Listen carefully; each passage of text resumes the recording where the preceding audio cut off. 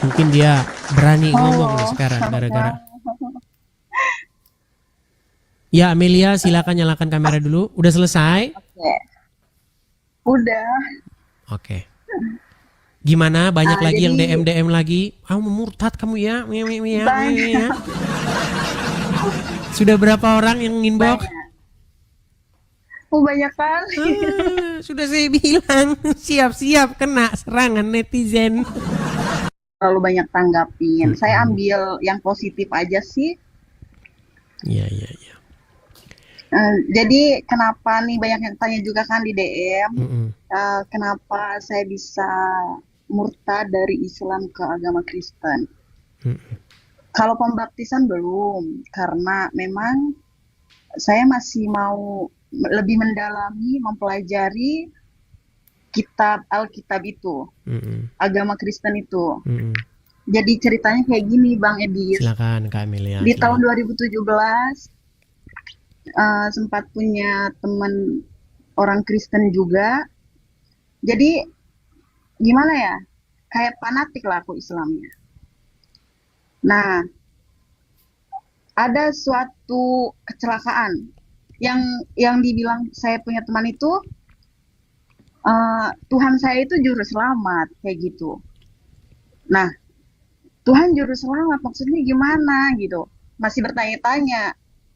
Setelah saya setiap main ke rumah dia itu ikut ibadah keluarga, jadi coba deh masuk gereja kayak gitu. Akan ke gereja itu di tahun 2017 pas Natal.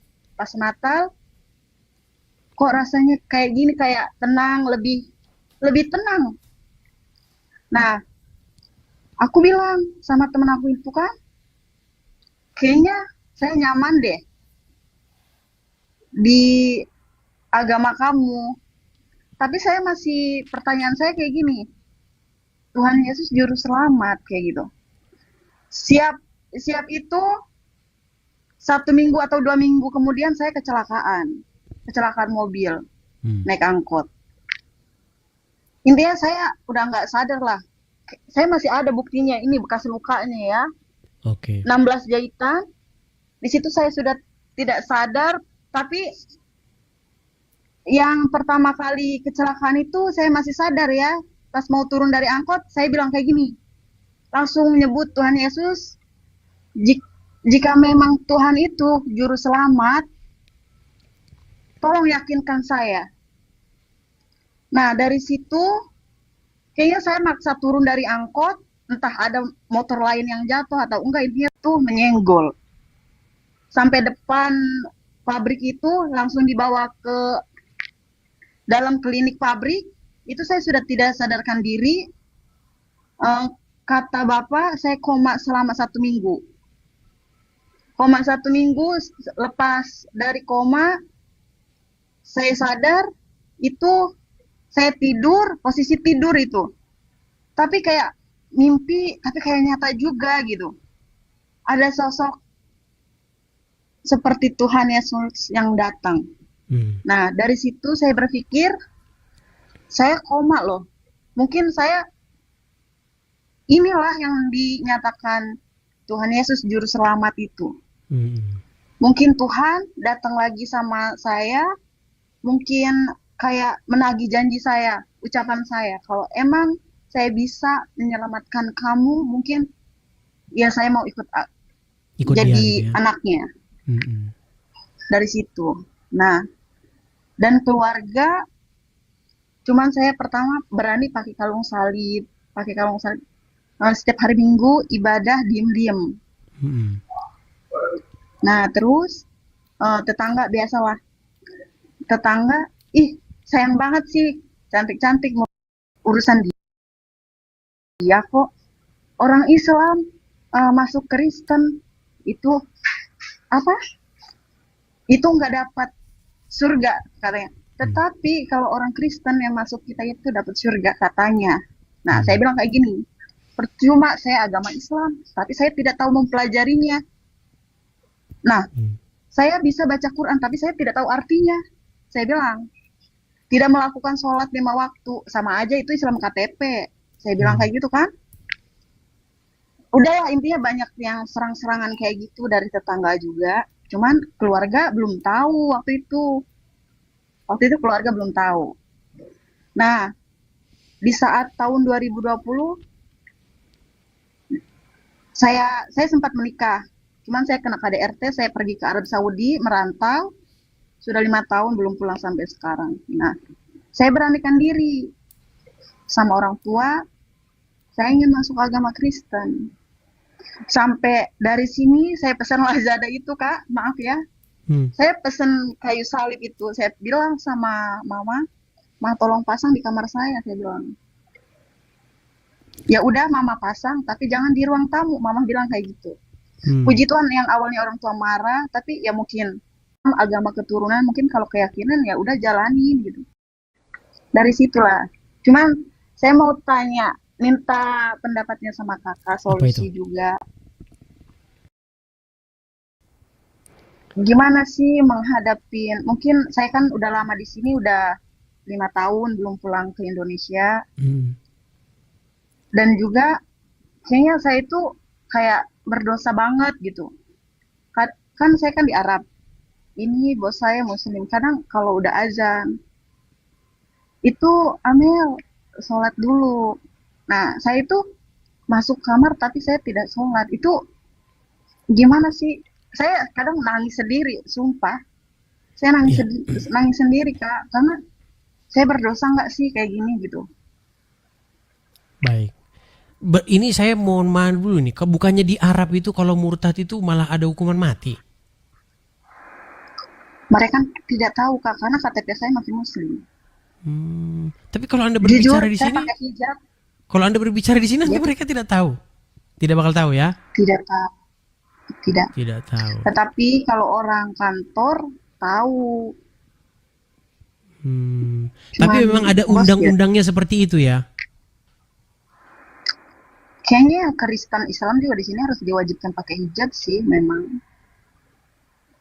Bukan, Namanya mengatakan bahwa barang siapa yang keluar dari agama Islam itu dihukum mati. Kalau itu saya kurang dengar. Oke. Baik, saya akan mengutipkan satu ayat di dalam 2 Raja-Raja 5 ayat 18 mengenai perkara yang Kak Amelia utarakan ya. Saya jawab. Karena ada pertanyaan jadi kita jawab ya. 2 Raja-Raja yang kelima ayat 18. Sabar ya. Ini mengenai bagaimana Naaman ya, seorang pegawai penting ya. Naaman ini dia disembuhkan oleh Tuhan. Kemudian dia masih ya, ini saya kasih tunjuk. Kita baca dari ayat yang ke 13-nya ya. Tetapi pegawai-pegawainya datang mendekat serta berkata kepadanya, "Bapak, seandainya Nabi itu menyuruh perkara," atau saya bacakan yang dari awal saja ya. Gini. Jadi saya singkat cerita, Naaman ini dia kena penyakit kusta, kemudian dia datang kepada Elisa. Naaman ini seorang kafir ya, seorang penyembah berhala, dia datang kepada Elisa. Dikatakan begini, kemudian datanglah Naaman dengan kudanya dan keretanya, lalu ia berhenti di depan pintu rumah Elisa. Elisa menyuruh seorang suruhan kepadanya mengatakan, "Pergilah, mandi 7 kali dalam sungai Yordan, maka tubuhmu akan pulih kembali." Sambil berkata, "Aku sangka bahwa setidak-tidak ia datang keluar dan berdiri memanggil nama Tuhan Allahnya, lalu menggerak-gerakkan tangannya di atas tempat penyakit itu, dan dengan demikian menyembuhkan penyakit kustaku.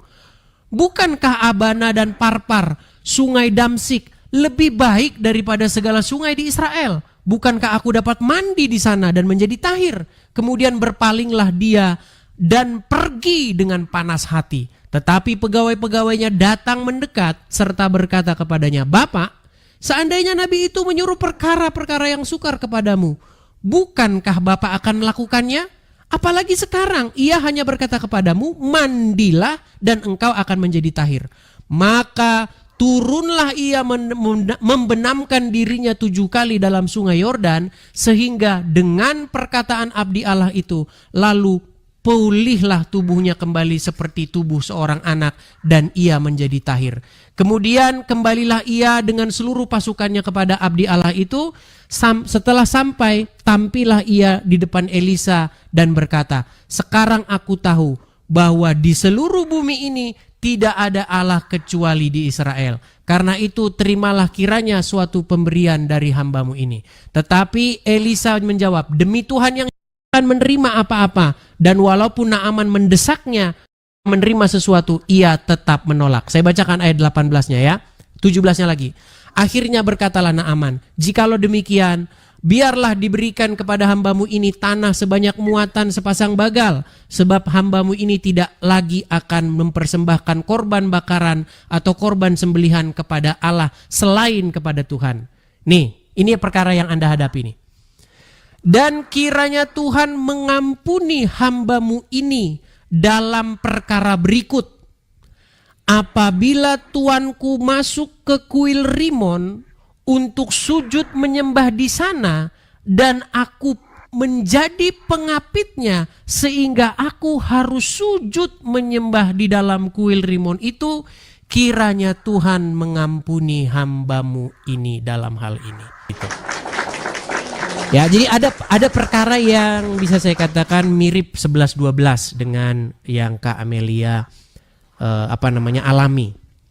Begitu. Walaupun sudah ganti Tuhan, tapi tetap ya mau gimana karena keadaannya begitu, seperti itu. Itu terjadi juga kepada Naaman.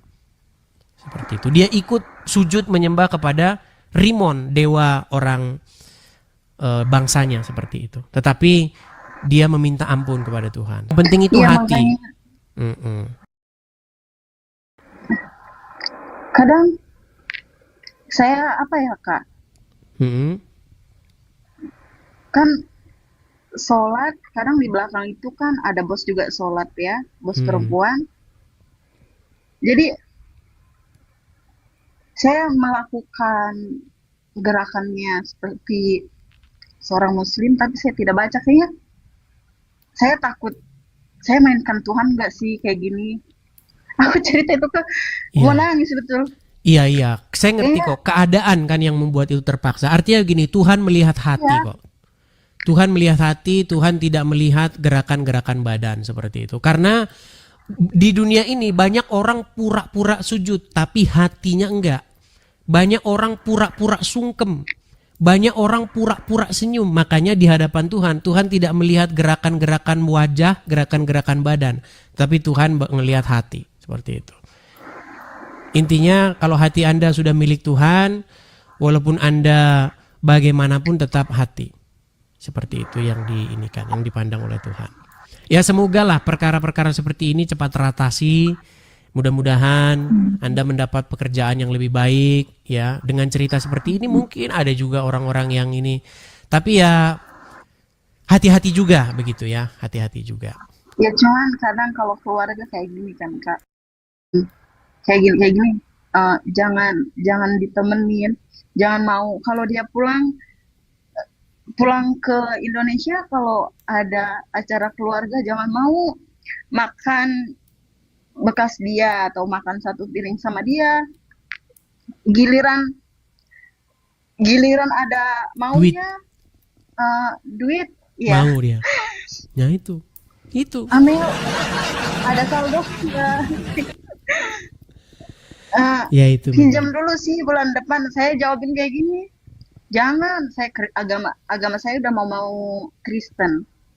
Uang saya itu kan nggak bisa dimakan sama kalian. Kayak gitu. Kalau duit halal,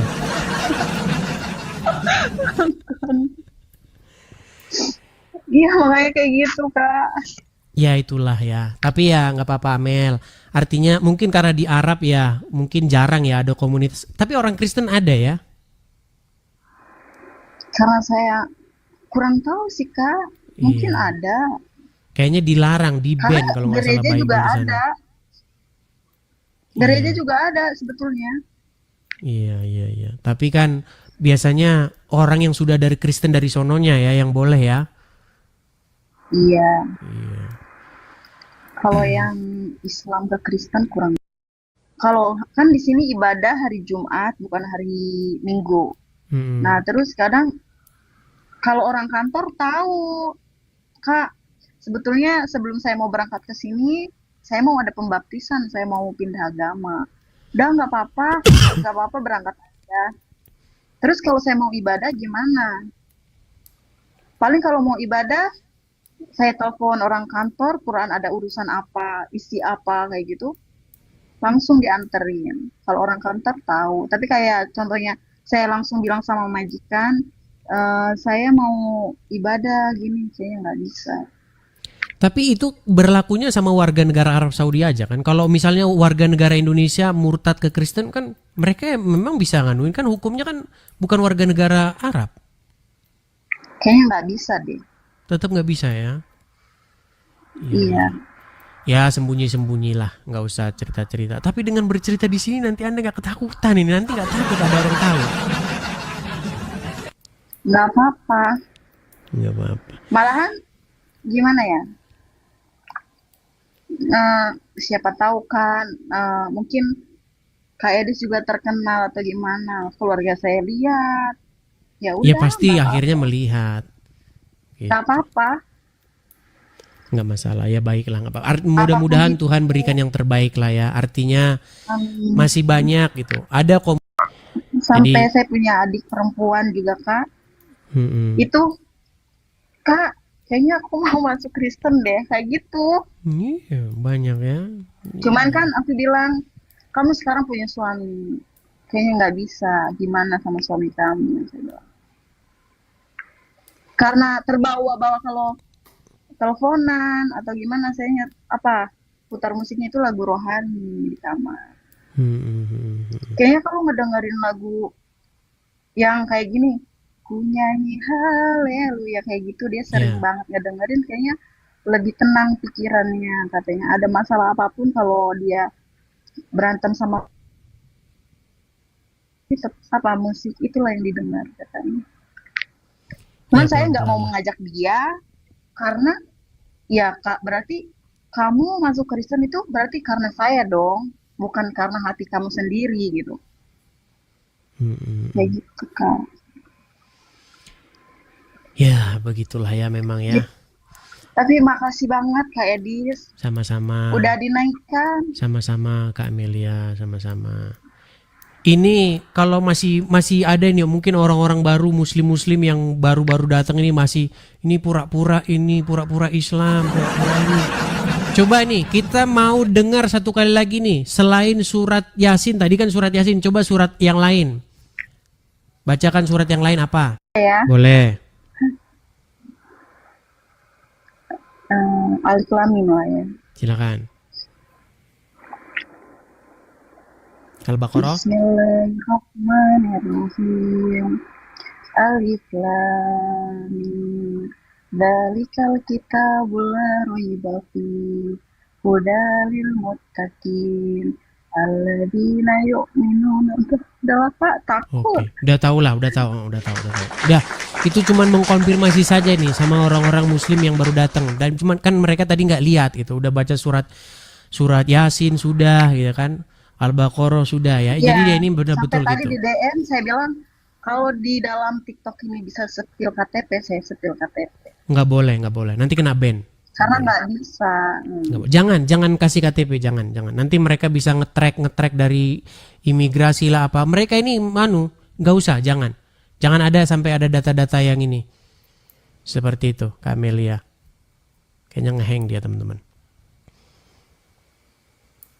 Ngehang dia. Ya, inilah teman-teman ya, TikTok, media sosial, Facebook. Ini adalah sarana atau media kita itu untuk bersuara. Aduh, Kamelia terpental ya karena dia ngehang, mungkin putus sinyal atau bagaimana. Makanya teman-teman, cara kalian dukung Edis TV itu seperti itu. Buatlah video-video singkat